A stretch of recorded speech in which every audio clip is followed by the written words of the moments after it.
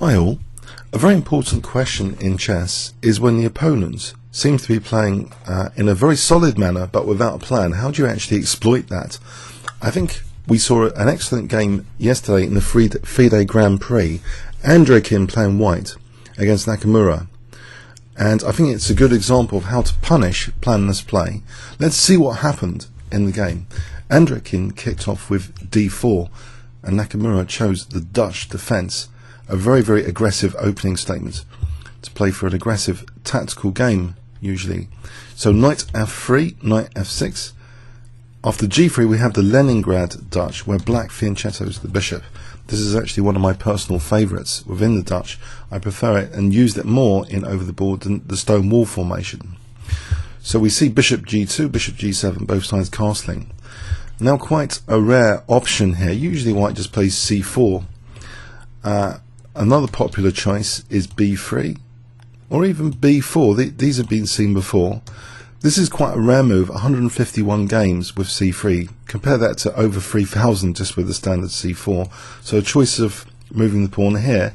It would seem logical in some respects to blunt the bishop on g7. But it's meant to be about equal, the overall evaluation of this line. Nakamura now played d6. And here, white now played queen b3 check. Now e6, bishop g5. So white has a small advantage. You might think, let's just go back one moment. On king h8, I think it doesn't matter that the queen, on king h8, this is also playable. I don't think it fails completely, but knight g5 might cause a concession of some sort. In fact, with this horrible threat on knight f7 check, what does black do here? If he plays d5, he's weakening some dark squares. It's quite committal against the dark squares. And queen e8, actually, there might be knight e6 here, or even bishop takes b7 could be possible in conjunction with knight e6 later. So yes, e6 looks to be the best choice here in the circumstance. So it's not without venom, the check. Yeah, king h8, knight g5, I think that's good for white. So e6, we see bishop g5. Now queen e8, knight bd2. Now knight h5, as though there's an intent in the future to play h6, and when the bishop moves back, maybe f4 in the future. There's also an idea coming up here, now that the queen's been unpinned, to maybe get out of this pin and play for e5, e4. That's another idea which is common usually in this formation. Now knight e1 was played, and it looks as though bishop takes b7 could be a cause for concern. For the moment, Nakamura plays h6 here. So interesting, should white go for this rook? Let's have a quick look at this. White actually retreated the bishop here. If white goes for the rook, black can take. And now it's best to safeguard the rook. This looks dicey. There's no prospects there, I think, for black. So if we safeguard the rook with this move, I know this looks crazy, but actually it's okay for black. It's very good for black, I think. c7 could lead to the queen being trapped if that is munched by the overgreedy queen. In fact, black doesn't even have to bother with rook b8 here. Could just aim to play f4. So if we say g5, now to show the queen getting trapped here, just look at this, rook f7. If takes bishop f8, checkmate to the queen.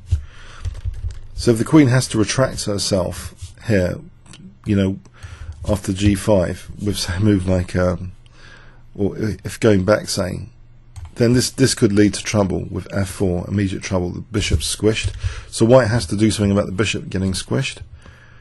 But even here, you know, it looks as though actually rook b8 could be useful just to take on b2 now, or play f4, or both. So this position, we can just take on b2, and it looks quite pleasant enough for black without too many problems. So yes, that continuation, a bit on the greedy side, to try and exploit b7. You see, what is the queen doing there? It's the usual plan for c4 has often even c5 behind it to try and dent black's structure and gain pressure on the queen side. So what is the queen actually doing there? It can't be justified here though, it seems. Bishop e3, so is this really a problem now? Well, not really. The same sort of variations now would occur after g5 with takes and then knight c6. So white does something against this f4, this squishy move. If he plays f3, that looks rather awful actually, blocking in one's own bishop, and I think black's fine there. So f4 was played. So there's already some problems if black's got this position. It looks as though black's doing very well out of this opening. In fact, now we see g takes f4. If g takes f4 here, actually bishop takes f4 was played. If g takes, let's have a quick look at this. Knight c6, and it looks actually quite comfortable. Maybe black will play like this to put the knight, to threaten to go to g4, and maybe queen h5 after that, and maybe even knight g4. So white actually took with the bishop here. Technically white's got a small advantage, but structurally look at this g file. If black could build up pressure here, this could be significant in the future on that g file. We see king h8 getting out of the way of the rooks to start the process of adding pressure to that king side. Bishop e3, and again this has to be calculated. This is okay, but now it's actually blocked. Knight c6 is played here, and potentially with knight c6 there's e5 on the cards, trying to close up the position, and then later f4 will be more effective. We see knight d3. So the question here is e5 possible in this position? It wasn't played. I think it's actually okay for white. D takes, and say D takes, it's like weakness here. Bishop c5 maybe, or g4. G4 could be quite interesting here. In this position the rooks are not connected yet, and g4 could aim to basically isolate this pawn and get a nice blockade on the e4 square. So positional kind of sacrifice. If takes, for example, like this, takes, if takes rook f1, it starts to look, this looks a bit uncomfortable for black with that isolated e pawn. Say g3 here, here. White actually seems to have a nice advantage, a lot of pressure here in this position. Something like this. So yeah, e5 might not be right to play in this position. Black wants to keep kind of what pawn structure he has got in this position fairly solid, not too fixed, not isolating a pawn, or taking extreme caution. And this next move tries to actually add pressure to the king side. If this bishop could be exchanged off, then that would be really good. Black plays actually b6. After e5, this bishop would have been looking at f5 for a long time anyway. With b6, there's a promise that maybe the bishop can challenge this one on g2 soon. We see now, in this position though, the move g4 here. It's far less effective here than it was with the e5 move. In fact, there's an extra option which didn't even exist here. Black doesn't even have to take on g4. It's not so bad if black did take on g4 here. This isn't so bad as before. There isn't an invasion point on f7, for example. That pawn is a shield for that diagonal. This position here, from an engine perspective, although this looks odd to play this, might actually be okay for black. For example, there's bishop g7 here on d4 now. So that might actually be okay. But there is, of course, another option here which didn't exist in the variation we looked at with e5, knight f6. Because now on taking here, the queen is hitting e3. When the pawn was on the e5, this just wasn't an option. Just to rewind that, because this is a very interesting move, b6. If e5 here, g4, I don't think there was an option at all for knight f6, or was there? On knight f6,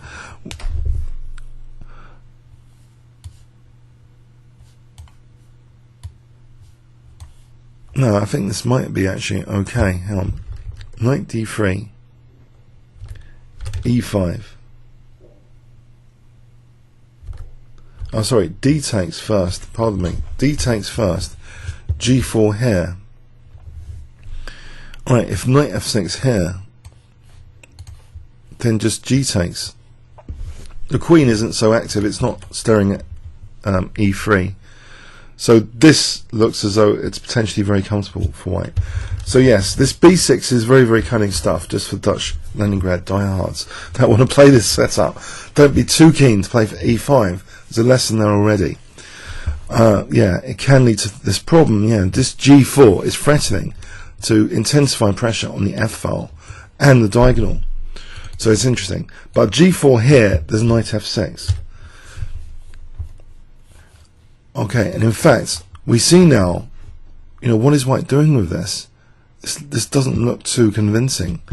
G takes, E takes, we're on the bishop.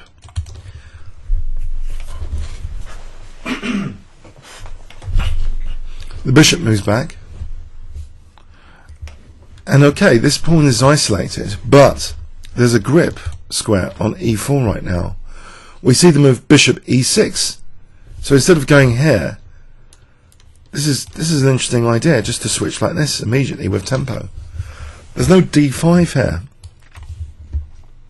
because black has the resource knight a5 to kick the queen and then just take on d5, for example. So this is a quick way to intensify and secure the e4 square. Queen c2, bishop d5, securing e4 against white, playing e4 and staring at the bishop. This could spell damage to the white's king safety here. If we look at, for example, the move knight f4, this move knight f4, black achieves that dream of taking off the defensive bishop. Black surely can't be doing badly here. It doesn't have to be materialistic to take on e2 here. Can play other moves, but maybe actually technically best is to do that, to come to g4, and black should be fine. So white doesn't want to play knight f4. It might be one of the strongest moves though. Actually, the engine is pointing to just giving up the light square bishop. It hasn't got an emotion about it. I think a lot of humans would have an emotional attachment to that bishop, with king safety, not wanting to give it up. But here, instead, it's protected, it's shielded with knight f3. The thing is with this move, it doesn't do much for black. Sorry, it doesn't do much for white's control of that e4 square. And immediately, from an engine perspective, this is a massive evaluation shift from being up slightly to being slightly worse after knight f3. Yeah, it's this e4 square. It looks really under black's control here. And in fact, this gives time now for black to add some pressure, potentially, with rook g8. I mean, that might even be plausible here. But first, Lacquer played bishop e4, so he pins that knight, stopping the knight f4 possibility. Okay, was white really interested in knight f4? Maybe. So yeah, prophylaxis pinning. Queen d2, as though knight f4 is coming up again. But now, maybe in addressing knight f4 here, because it could be quite annoying that knight, we see this move knight e7, so there's a potential challenge of knight g6 if the knight comes to f4. Bishop h4 was played here, which looks quite committal in some respects, to potentially give up the dark square bishop. But I guess you can consider this dark square bishop doesn't look as though it belongs in the position that much with this wall of granite here in the centre. Is it really going to do much, or has it got hidden potential? We see knight g6, and now white voluntarily giving up that bishop. So that was really the intention here, not to go backwards here. If white starts going backwards here, I think there's going to be big trouble brewing up. It looks very, very cozy for black this position. So the intention was to take on f6. So we have rook takes f6, rook f2. So the congestion has been cleared there. So white can now potentially target the f5 pawn in theory. We see now, though, space gaining potentially with c5, with potential for c4 now in some variations, which could be annoying. Rook a f1. Is white really threatening something on f5? Well, potentially white could first fix the pawn and then try and do something maybe later. We see queen e6, and black now is actually eyeing the a2 pawn, as well as potentially doing other things like building up on the e file. White now moves that a2 pawn. Yes, if it's important not to lose pawns without any clear compensation. But now building up some pressure, rook g8. So things are still around, which useful forcing moves are lurking around this position for black. Notably c4 to gain space at some point. It's difficult for white to do anything about that potential. So king h1, and it looks as though here white is struggling actually to find a plan. It's not because he can't in general construct a plan, it's just that the difficulty of the position here is that it seems black has more pressure. That control of e4 here, and white's king, black's rooks seem more suited to this position for building up pressure on the g file. But some key maneuvering needs to occur now. We see the first move, king h7, which actually frees the bishop potentially. It looks at looks after the h6. So potentially this bishop is free to wriggle around. It might want to wriggle potentially on this diagonal. This could be dangerous. Note that white hasn't actually got a dark squared bishop either. A more optimal route, by the way, might be like this. White hasn't got a dark squared bishop, so this could be a really painful bishop for white in the long run. So can white actually do something here? Well, he plays queen e3, and we see now another interesting thing about this position, that with the king on h7, if black ever wanted to play the move f4, that wouldn't be good here with the king on h7. The tactical point, well, it wouldn't be as good because knight g5 check, queen takes e4. But even here, it's not so clear if black is that much worse or anything. Black actually could be doing quite well even in this position. But it's a point to bear in mind that it would be nice maybe to have the option of f4 as well as these other options like c4. But here I'm not sure c4 is actually doing too much. Maybe the knight can go back. It does seem still passive for white, but it's left in the air actually with this move rook e8, which I suspect in some variations f4 without knight g5 is going to be handy now. For example, if rook g1, maybe f4 is handy here. So black could actually gain space on both sides of the board. So with c4, it looks very passive, but is there a knockout blow here? Naka didn't go for this. He's committing his pawns here, and maybe it's nicer just to try and build up the pressure rather than commit the pawns. And I think this is something to bear in mind if you're playing against someone who doesn't seem to have a plan. Once you commit the pawn structure, it's kind of easier to calculate without these lurking threats. So the tension of the story has been reduced. So here we see this move rook e8, and the queen now goes back. So black definitely is starting to look as though he's arranging something naughty. He plays now again rook g8, queen e3, inviting a repetition. it's here now that actually a threat is used up, c4, a committal move. Okay, let's have a look now on c4. Probably best was actually to put the bishop, sorry, to put the knight miserably on e1. Does black have any concrete exploitable targets here? He could build up pressure, but it's not. It doesn't look entirely as though it's clear where the knockout will be in the future. But what white played with knight f4 seems a little bit worse. There's a specific reason for this. The queen is a very valuable tempo gainer. After knight takes f4, queen takes f4. Black now has rook g6, threatening now rook g4, and that could be used then with queen g6, queen h5. You can see that the g file and the h file are going to be put under great scrutiny here. In fact, in this position, rook g4 seems so lucrative. I think this explains possibly why white was interested in stopping rook g4 here with h3.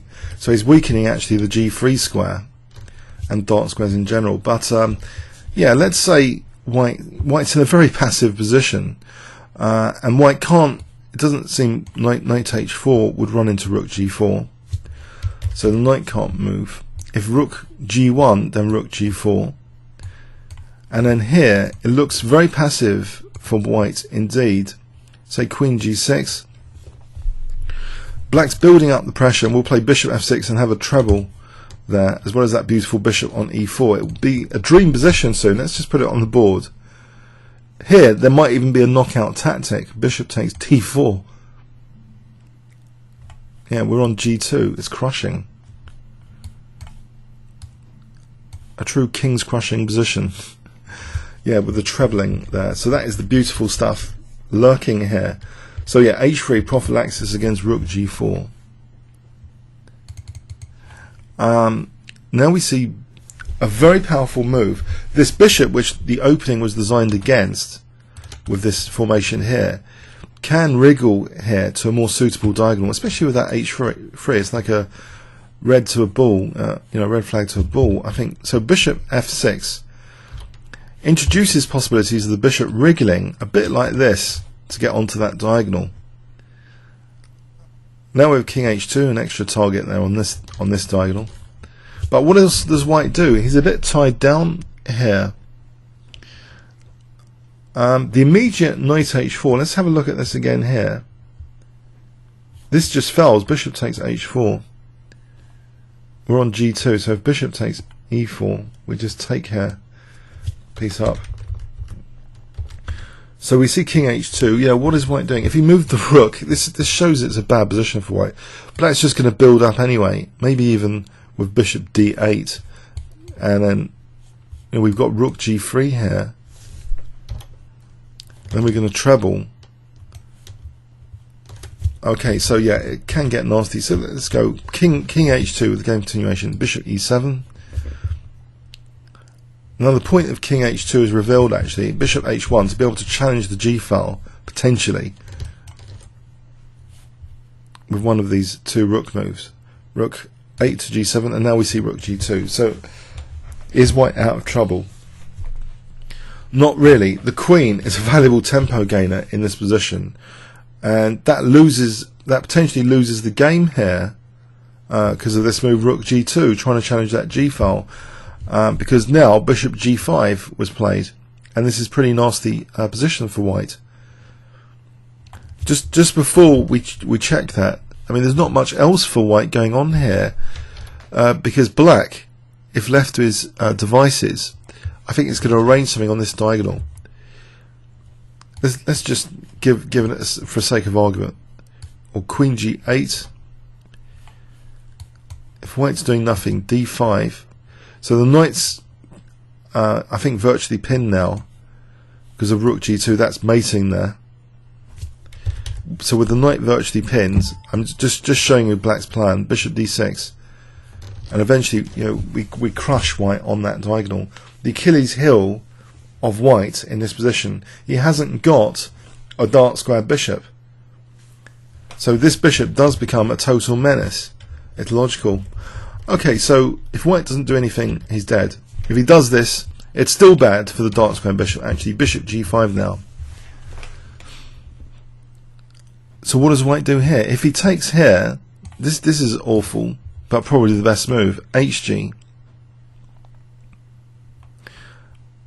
You know, white is losing the exchange. Or even worse, black could be sadistic here. Maybe even with rook h6, but taking is okay. And then f4. So this is a nightmare. Black's looking forward to rook h6 as well. So the exchange down, still passive. So in the game we see actually queen g3 going into a horrible discovery. It's not an ideal game. White was made to look a bit silly in this game. Bishop c1 hitting the queen. Okay, so the question arises, can the queen go to h4 here? If queen h4, let's have a look. Rook takes g2. In this position, queen g6. What does white do here? What exactly does white do here? It looks to be very problematic. Rook g1, there's bishop e3. So we're going to be potentially winning the exchange and the game, etc. So, yes, not nice. After bishop c1, the game has essentially been decided. I think Necker's ingenuity of playing b6, but the bishop coming like this, securing e4 on the diagonal, has to be applauded. So anyway, rook takes c1, white loses the queen for 2 pieces, and black now just plays bishop takes f3. This will do. It simplifies. It's still a big advantage for black. Technically, apparently, bishop c6 is more accurate. But as I was explaining earlier about one of my blitz games, you know, sometimes if you're winning, you're winning. You don't have to try and find the most scientific continuations. Why is this a scientific continuation? You might ask. Let's see. I think queen takes e2 is threatened, so that's the point. If takes here, this position looks as though there's not too many potential defensive resources after queen e3. But yeah, the game continuation, okay, even if it's not as accurate, it seems to do the job.